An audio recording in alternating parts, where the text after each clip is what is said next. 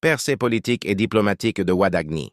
Continuité tout court ou continuité avec une nouvelle dynamique. À l'orée des 100 premiers jours de l'exercice du pouvoir d'État par le président Wadagni, c'est à se demander où se situe réellement cette continuité dont les médias ont eu de cesse de parler et d'envahir les esprits au risque de faire de l'ombre à la politique originale que déploie le président Wadagni.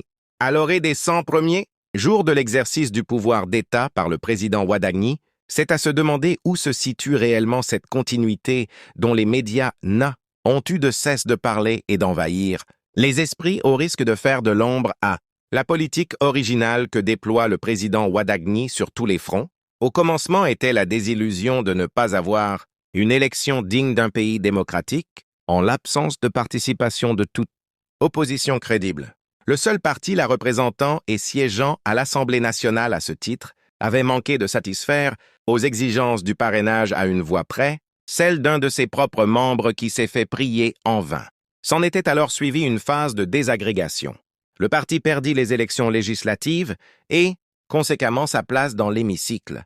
Le chef du parti lui-même démissionna de son poste, laissant les militants aller se repositionner là où bon leur semblait. Face à ce tableau peu reluisant de l'opposition, un candidat solidement soutenu, non seulement par le président sortant, mais aussi par les deux partis que ce dernier a activement contribué à créer et désormais seuls occupants de l'hémicycle, apparaissait un candidat en situation de force. Le paysage politique était ainsi dessiné quand survint la victoire limpide, il faut bien le reconnaître, du président Wadagni, à laquelle s'attendait la grande majorité du peuple.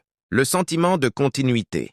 Nous devrions convenir que le discours de la continuité que nous tenons à faire, surtout à l'assurance de la poursuite et de la permanence des réformes engagées par le régime précède, l'assurance de la stabilité des institutions et peut-être aussi celle de la poursuite de la paix sociale.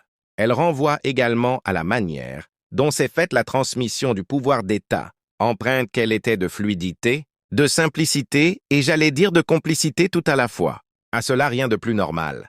Le président Wadagni a travaillé pendant 10 ans sans discontinuer avec son prédécesseur au poste le plus stratégique du gouvernement avec rang de ministre d'État.